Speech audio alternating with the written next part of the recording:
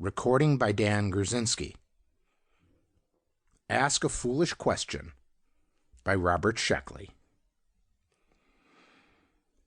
It is well established now that the way you put a question often determines not only the answer you'll get, but the type of answer possible. So a mechanical answerer geared to produce the ultimate revelations in reference to anything you want to know might have unsuspected limitations. Answerer was built to last as long as was necessary, which was quite long as some races judge time, and not long at all according to others. But to Answerer it was just long enough. As to size, Answerer was large to some and small to others. He could be viewed as complex, although some believed that he was really very simple. Answerer knew that he was as he should be. Above and beyond all else, he was the answerer. He knew. Of the race that built him, the less said the better. They also knew, and never said whether they found the knowledge pleasant. They built Answerer as a service to less sophisticated races, and departed in a unique manner. Where they went, only Answerer knows, because Answerer knows everything. Upon his planet, circling his sun, Answerer sat. Duration continued. Long as some judge duration, short as others judge it, but as it should be to Answerer. Within him were the answers. He knew the nature of things, and why things are as they are, and what they are, and what it all means. Answerer could answer anything, provided it was a legitimate question. And he wanted to. He was eager to. How else should an answerer be? What else should an answerer do? So he waited for creatures to come and ask. "How do you feel, sir?" Moran asked, floating gently over to the old man. "Better," Lingman said, trying to smile. No weight was a vast relief. Even though Moran had expended an enormous amount of fuel getting into space under minimum acceleration, Lingman's feeble heart hadn't liked it. Lingman's heart had balked and sulked, pounded angrily against the brittle rib case, hesitated and sped up. It seemed for a time as though Lingman's heart was going to stop out of sheer pique. But no weight was a vast relief, and the feeble heart was going again. Moran had no such problems. His strong body was built for strain and stress. He wouldn't experience them on this trip, not if he expected old Lingman to live. "I'm going to live," Lingman muttered in an answer to the unspoken question, "long enough to find out." Moran touched the controls, and the ship slipped into subspace like an eel into oil. "We'll find out," Moran murmured. He helped the old man unstrap himself.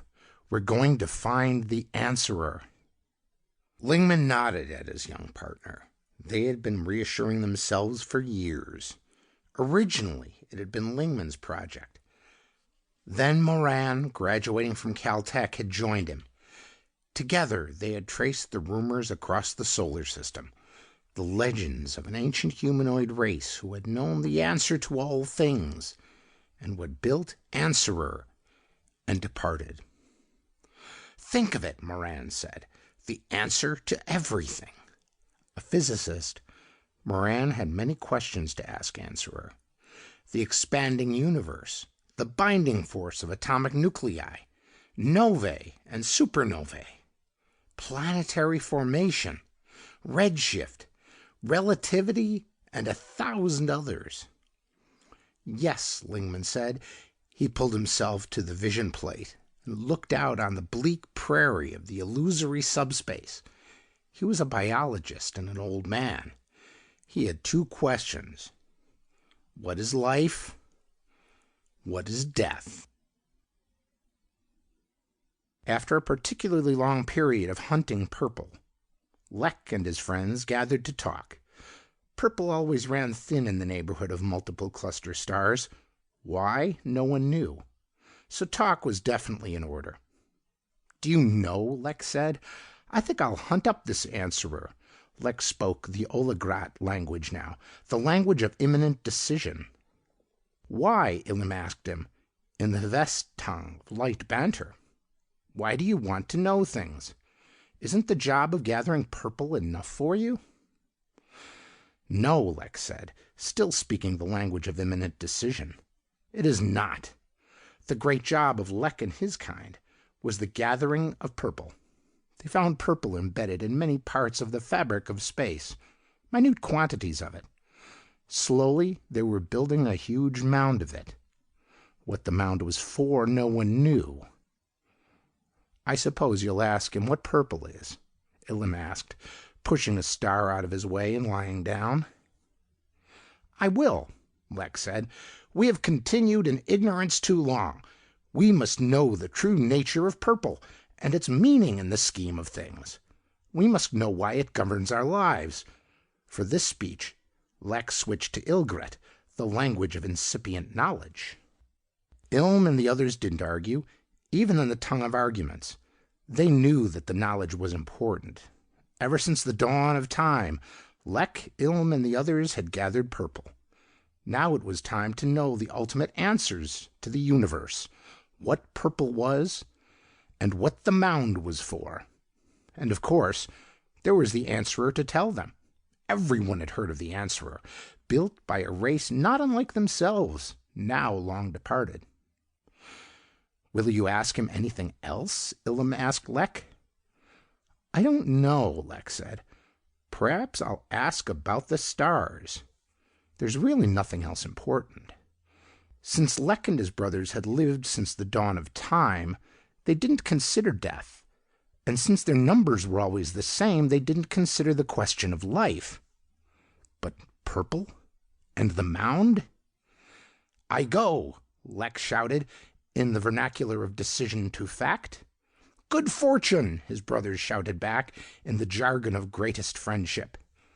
Lek strode off, leaping from star to star. Alone on his little planet, Answerer sat, waiting for the questioners.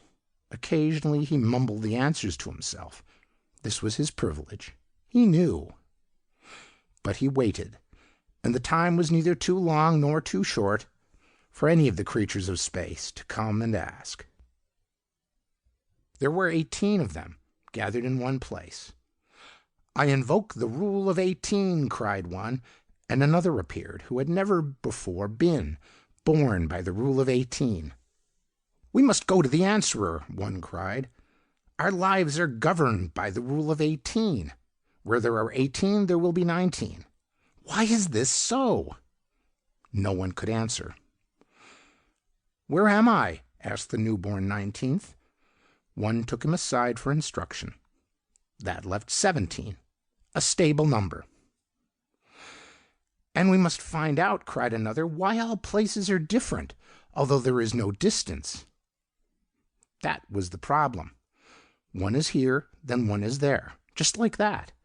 No movement, no reason, and yet without moving, one is in another place. The stars are cold, one cried. Why? We must go to the Answerer. For they had heard the legends, knew the tales. Once there was a race, a good deal like us. And they knew, and they told Answerer. Then they departed to where there is no place, but much distance. How do we get there? The newborn 19th cried, filled now with knowledge. We go. And 18 of them vanished. One was left. Moodily, he stared at the tremendous spread of an icy star. Then he too vanished. Those old legends are true, Moran gasped. There it is. They had come out of subspace at the place the legends told of, and before them was a star unlike any other star.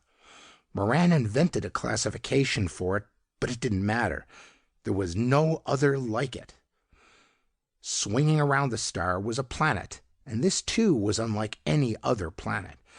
Moran invented reasons, but they didn't matter. This planet was the only one. Strap yourself in, sir. Moran said. "I'll land as gently as I can." Lek came to Answerer, striding swiftly from star to star. He lifted Answerer in his hand and looked at him. "So you are Answerer," he said. "Yes," Answerer said. "Then tell me," Lek said, settling himself comfortably in a gap between the stars. "Tell me what I am." "A partiality," Answerer said.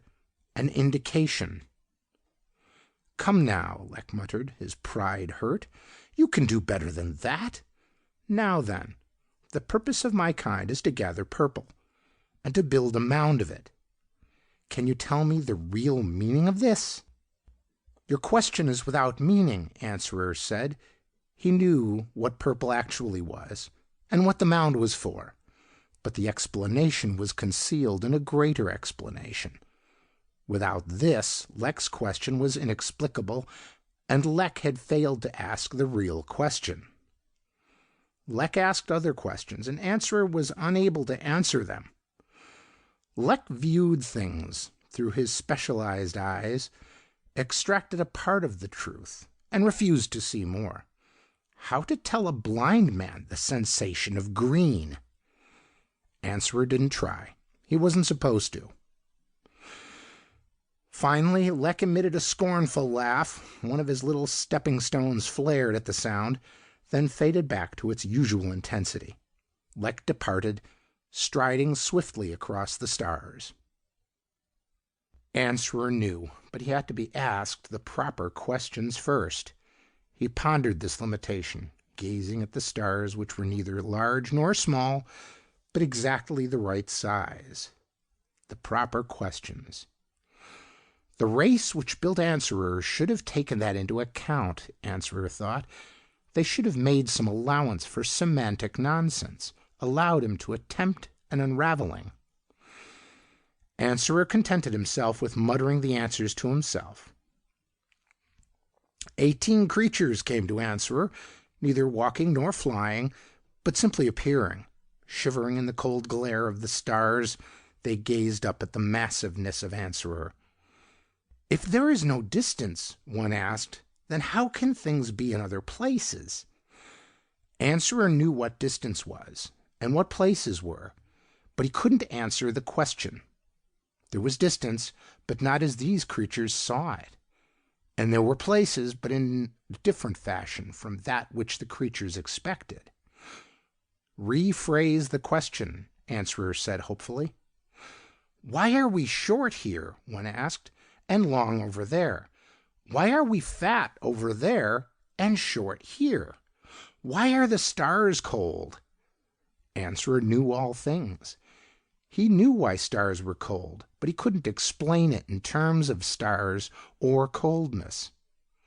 "Why," another asked, "is there a rule of 18? Why, when 18 gather, is another produced?" But of course the answer was part of another greater question which hadn't been asked. Another was produced by the rule of 18, and the 19 creatures vanished. Answerer mumbled the right questions to himself and answered them. "We made it," Moran said. "Well, well." He patted Lingman on the shoulder lightly, because Lingman might fall apart. The old biologist was tired. His face was sunken, yellow, lined. Already the mark of the skull was showing in his prominent yellow teeth, his small flat nose, his exposed cheekbones. The matrix was showing through. "Let's get on," Lingman said. He didn't want to waste any time. He didn't have any time to waste. Helmeted, they walked along the little path.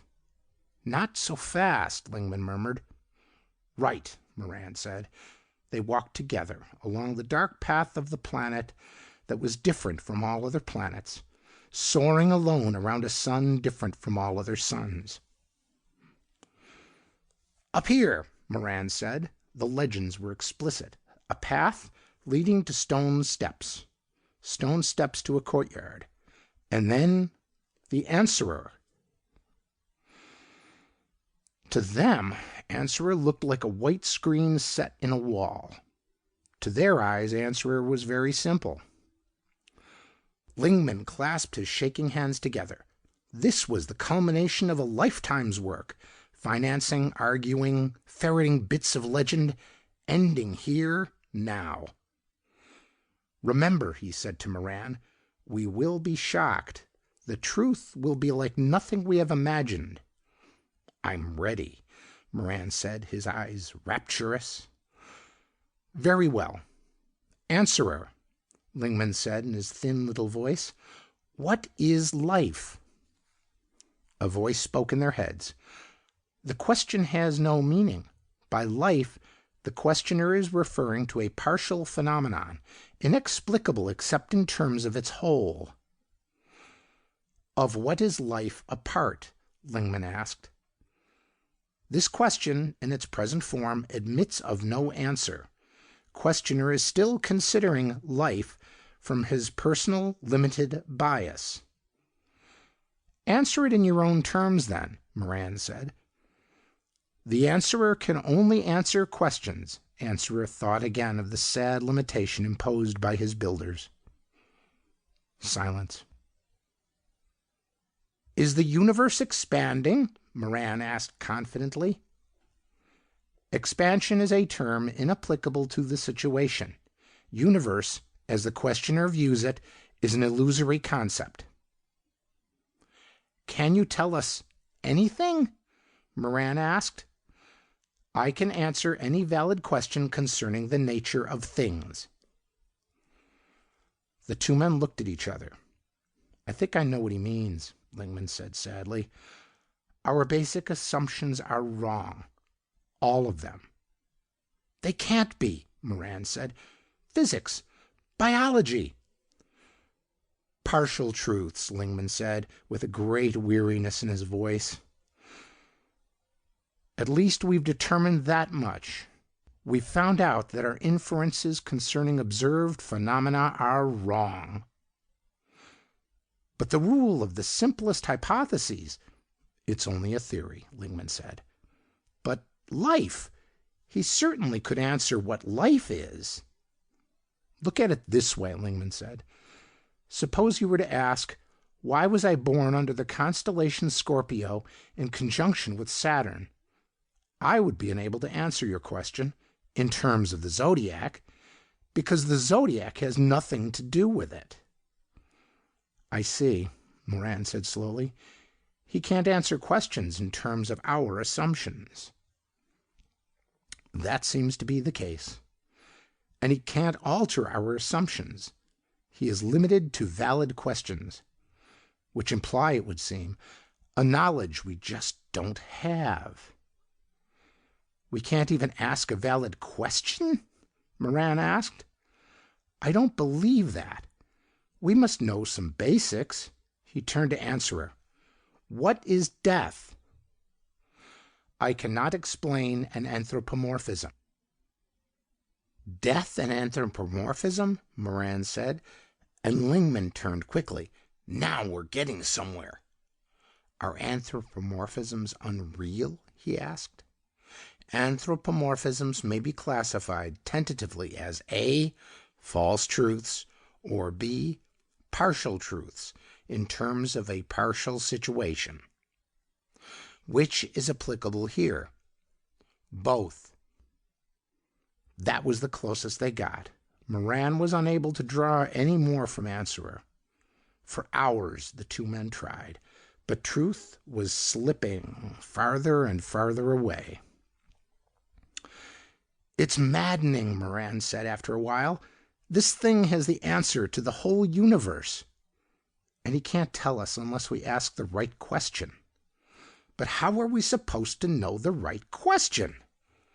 Lingman sat on the ground, leaning against a stone wall. He closed his eyes. Savages. That's what we are, Moran said, pacing up and down in front of Answerer. Imagine a bushman walking up to a physicist and asking him why he can't shoot his arrow into the sun. The scientist can explain it only in his own terms. What would happen? The scientist wouldn't even attempt it, Lingman said, in a dim voice. He would know the limitations of the questioner. It's fine, Moran said angrily. How do you explain the Earth's rotation to a bushman? Or better, how do you explain relativity to him? Maintaining scientific rigor in your explanation at all times, of course. Lingman, eyes closed, didn't answer. We're bushmen, but the gap is much greater here. Worm and Superman, perhaps. The worm desires to know the nature of dirt, and why there's so much of it. Oh, well. Shall we go, sir? Moran asked. Lingman's eyes remained closed. His taloned fingers were clenched. His cheeks sunk further in. The skull was emerging. Sir! Sir!